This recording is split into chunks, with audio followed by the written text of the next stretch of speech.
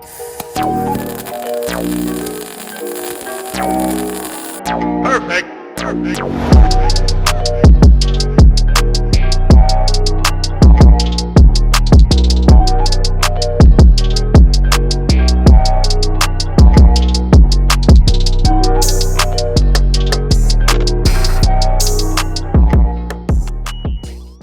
What's going on, guys? Welcome back to Just Knox Smith channel. In today's video, this is going to be kind of a new video. Normally we're doing stuff with the lifted F250 on the channel or diesel related content, but today we've got us a trail rig behind us. We've got us a Jeep XJ, the Jeep Cherokee, whatever you guys want to call it. Not huge in the Jeep world, so I'm not sure on like the year models and everything that this ranges from, but I'll try to do some research and include that in the title above. So hopefully if you need this video, you can find this video. So this is going to be a how-to video on doing the Heim crossover steering on your Jeep XJ. We've already built the Heim steering on the F250, but this we actually didn't build. This is a customer's Jeep, and he brought us a kit that we are just installing. And this is a really, really nice, good quality kit, especially for just a Jeep. It's made very heavy duty. All of the welds and everything are pretty much seamless. Like, the kit from this company is awesome. I forget what they're called right now in the video. Cavfab. So this is their kit right here. So here is the OEM track bar with a ball joint on the end, bushing on one end. Right here is the inverted Y steering setup that they make from the factory. They call it like an inverted Y steering setup. So you've got the tie rod bar, has a ball joint on one end, and it goes to the middle of the drag link, which goes to the knuckle. So once this is on the vehicle, this goes to this knuckle right here, and this ball joint goes to the knuckle on the other side. This ball joint right here goes to the drag link. So you've got this knuckle right here, you've got the knuckle right there, and then up here you have your pitman arm. And then there's also a steering stabilizer shock on there, which is right here, and that mounted on there as well. So anyway, what we're going to be doing is replacing the drag link and the tie rod bar and the track bar all with Heims, except right there there's a bushing. But everything else is Heim joints. And that is a poly rebuildable bushing, so that's very good quality. Everything here from Cavfab seems to be awesome quality. So all of this is actual bent and threaded tube instead of like weld-in bungs. So that's a really, really good sign. That is super good quality stuff, super strong. They send you the grade 8 hardware with everything. I was missing one nut, so I just now remembered that. So I will have to go to the hardware store here in just a second. Again, I just now got back with the drill bit, but I will have to go to the hardware store again and get a nut. This nut right here. And I will recommend something. I think personally that they should send you spin-on nuts, because each time that you want to adjust your tie rod length or drag link length, you have to take that nut off, and you want everything to be tight whenever you get your measurements and do the alignment and all that. So whenever you take these lock nuts on and off, they do wear out, and then they become just normal nuts and they're not lock nuts. So if somebody had to do multiple alignments on this, this nut is not going to be functional anymore. It'll still work, it's just not going to have the locking feature on it. So I think that it would be nice if this kit came with spin-on nuts to get your alignment perfect, and then you put the locking nuts on after you get your alignment perfect. But that's just, you know, that it is what it is. So anyway, I've already got the factory steering off, but I am going to talk to you right quick about how to remove that. It's very, very simple. So you're going to want to take a hammer and a 19 millimeter, I want to say it was either a 19 or an 18. I think it was 18 actually. So you're going to have a Carta key right here. I've already swept up all the dirt and garbage and rust and everything that's fell. But you're going to have a 18 millimeter castle nut and a Carta key right here holding the ball joint on. You want to take that Carta key out, zip that nut off, and hit on this knuckle with a hammer. Same thing for over here. You're going to have a ball joint coming up through here with a castle nut and a Carta key. Yank that Carta key out, zip that 18 millimeter bolt off, and hit this knuckle and knock that out. That's going to pretty much remove your tie rod bar completely, except for where it's connected to the drag link. So that's going to pretty much remove your tie rod bar completely, except for right here where it's connected to the pitman arm. Right here where it's connected to the pitman arm, you will have a ball joint going in, and it is at 18 millimeter as well. So take the Carta key off, zip off that castle nut. They're not going to be super tight because they're castle nuts with Carta keys.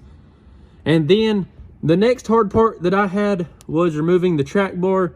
These track bar ball joints can be very stubborn, and the nut on this one was completely seized and rounded off. Whoever had put this on before, whoever had changed the track bar on this Jeep before, just completely toasted it. Bolts, and these two upper bolts, they were 18mm nuts as well. And I took this track bar bracket completely out of the vehicle. I ended up just cutting the ball joint off, and then I had to make a couple of cuts to the actual nut that was rounded off, and I heated it up and hit it with an air chisel and just broke the nut off and knocked the ball joint out. So now we do have to drill this hole out to a 5/8. So everything is going to be drilled out to a 5/8. So you're going to take a 5/8 drill bit or a 5/8 reamer, and you're going to drill that out to 5/8. You're going to drill out this pitman arm hole to 5/8, and you're going to drill out this knuckle hole to 5/8. And for the last knuckle hole, what do you guys think? Of course, drill it out to 5/8. That was a 5/8 mouthful, if you know what I'm saying. So after you get all of those holes drilled out to 5/8, all of these 5/8 grade 8 bolts are going to drop right through. So we're going to go ahead and knock that out and get that done. I'm just going to time lapse it, throw a little montage together of drilling all these holes. And after we get all of these holes drilled out to 5/8, we're going to start assembling this bad boy. So you just now got a quick rundown on this assembly. Now we're going to start reassembly. Easy as that. Let's go.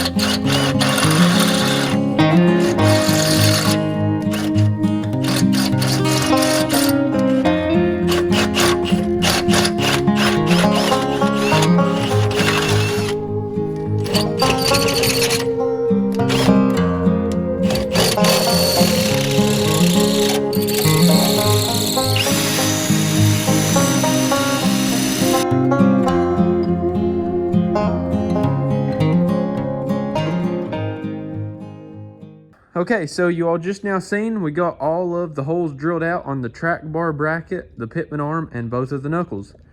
So all of that just gets drilled out to 5/8, so then it will accept these 5/8 grade 8 hardware. And we're going to go ahead and start reassembling this thing. So what I'm going to start with first is the track bar. I'd like to go ahead and get that on and get that done. Now, if you want your Jeep to be drivable, like really, really good, then you're going to want to take more time after he installs a bigger lift kit, so the Jeep is going to be even taller. So these measurements that I'm doing, they will get changed. Now on the tie rod bar, you just want to make that, just put these studs straight, and you're going to want to measure from stud to stud on the tie rod bar. I think these Jeeps run somewhere around 52 inches, so I'm going to put it right around 52 inches, and that should have it nice and straight. Of course, that will get fine-tuned at the alignment shop. So then as far as the drag link goes, that's just going to control how straight and center your steering wheel is. I'm just going to kind of eyeball that and adjust this arm to the pitman arm. So I'm going to keep the steering wheel inside of the Jeep straight. And with that being straight, I'm just going to adjust the drag link to where it kind of goes together exactly like that. So now it's literally just a matter of putting the tie rod bar on and the track bar on and the drag link on, dropping all of the grade 8 bolts through with the washers and everything. So I'm going to go ahead and time lapse that and do that, and then I'll show you guys this thing once it's complete and put back together.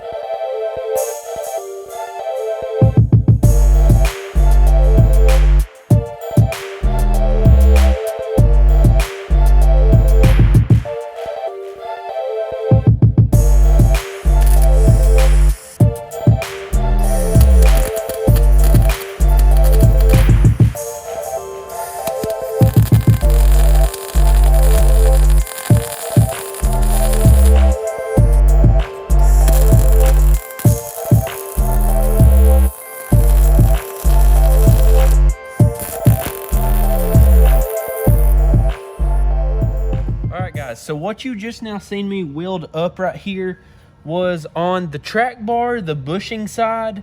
I forgot to tell you guys, and I didn't even notice myself, but you have to drill the 2 holes in the frame, which I'll show you here in just a second. You have to drill those out to 1/2 inch, and this runs a 1/2 inch bolt.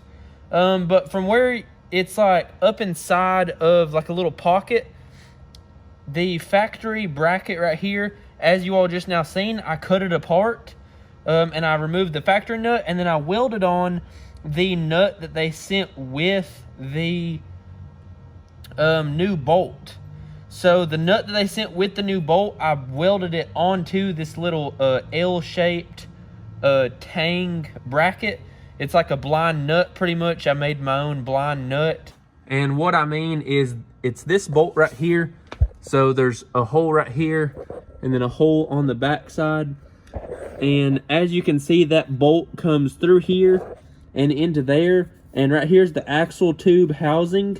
So you literally cannot hold that with a open-end wrench because it's like right back in here. So that's why the factory one comes with that blind nut. So yeah, that's pretty much all. So now that I went ahead and updated you guys on that, I'm going to throw it back on the time lapse and continue the reassembly, putting on this track bar. As soon as that nut blind nut bracket cools down, I'll put that blind nut on there, tighten that down, adjust the track width pretty close to ride height, and then I'll throw the drag link and the track and the tie rod bar on, and then we'll be done with this, and I'll get to show you guys what it looks like completely put together. I think this kit is going to look really, really good.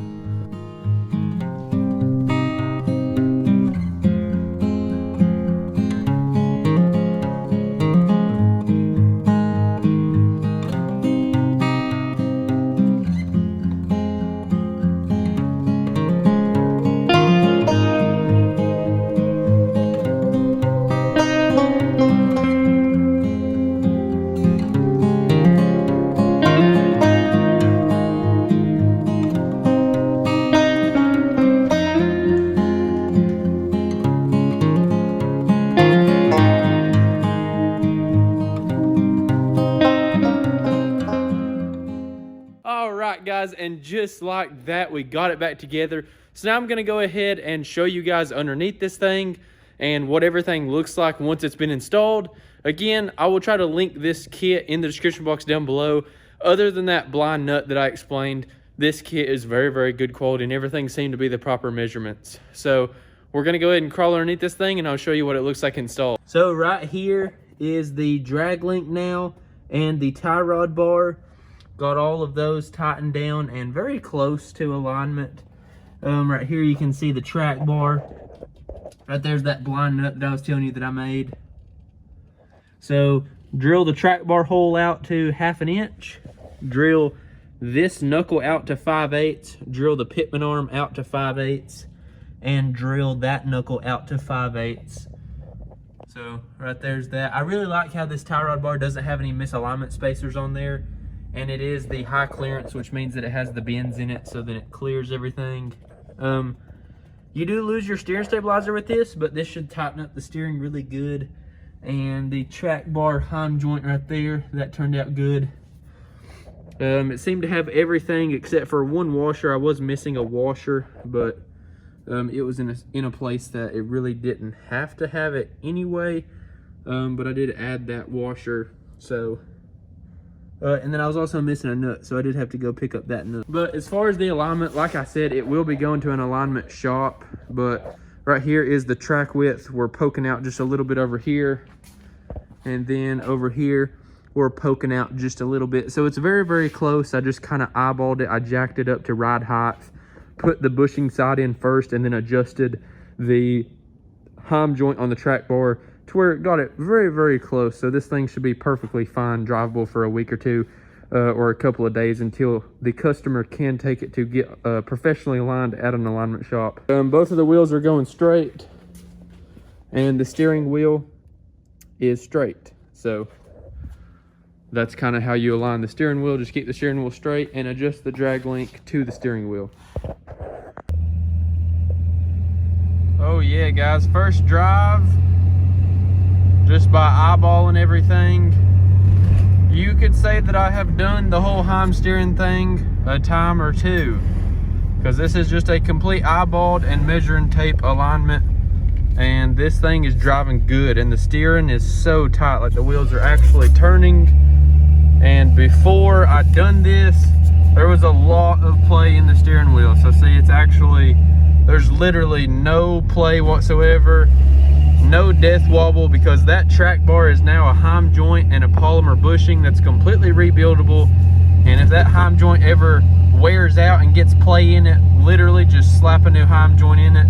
So with this being the first test drive and no actual professional, like on an alignment rack with the exact degrees and millimeters, you know, on the alignment rack reading out, aligning it, this thing drives pretty dang good. But like I said, I have done this a time or two, so it's going to be something you're just going to have to kind of play around with and make sure you get measurements of all of your factory stuff. Maybe even have it aligned beforehand, so then your measurements are really, really close, and then you could go, you know, like a week or two without an alignment or longer. But you definitely want to get like an actual professional alignment rack alignment, or at least get a readout. So even if you don't want them to do an alignment, you can take it to most alignment shops and have it put on the rack and just have them do a readout of, like, you know, the degrees and everything. As you can see, guys, the new track bar, the new drag link, and the new tie rod bar looks really good under there. And this customer has already installed his Cavfab, so I'll be sure to put their website down below because this was a really nice kit. All right, guys, that's gonna be all for today's video. I hope y'all enjoyed it. I hope y'all learned something, and I hope this helped y'all with your Jeep. So don't forget, drop me a thumbs up, drop me a comment if you have any questions. I'll help all I can. Yeah, that's gonna be all for today's video, guys. Always remember, everybody starts as nobody, and I'll see you in the next one. Peace.